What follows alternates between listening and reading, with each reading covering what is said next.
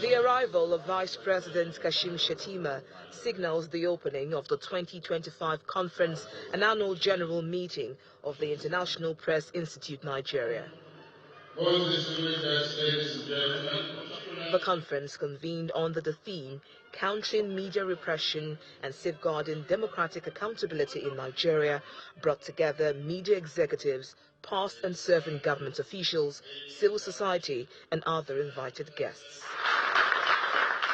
At a time where media repression and attacks on journalists remain rife, this conference provides an avenue for critical reflection and signals a renewed emphasis on protecting press freedom and democratic accountability.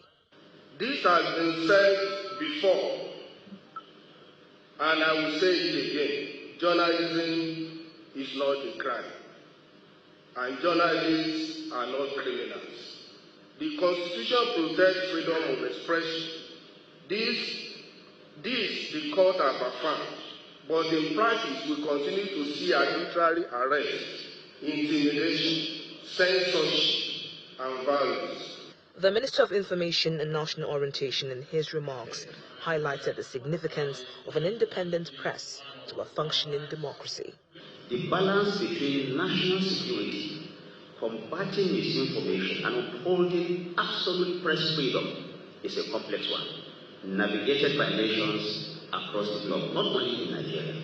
Our approach, however, is not a retreat into control, but to engage through dialogue and build proactive solutions.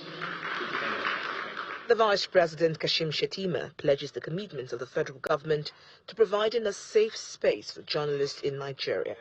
But I have developed thick skin to such accusations, but none of the serious media houses took those stories. So the greatest threat to our democracy and our national survival is not the mainstream media. The anarchists in the social media are the greatest threat. We owe a space of practice devoid of harassment, intimidation, or fear for our journalists. That much is non-negotiable. And as a government, we must continue to create an environment where truth can thrive without obstruction. And why the work you do is protect the resident police. Yes, we are going through some grim and somber moments in the contemporary annals of Nigerian history. But where there is a will, there is a way. A central highlight of the conference is the formal launch of the IPI Nigeria Book of Infamy, a publication documenting cases of media repression in Nigeria. On August 1st, 2025, Governor Mohammed Bago ordered the closure of Badegi 90.1 FM. Governor Bago's conduct is undemocratic, unconstitutional, and unacceptable. The second person's governor, Mohammed Bago. The stakeholders here are hoping that the commitments made will translate into concrete reforms and a safer democratic environment for all Nigerians.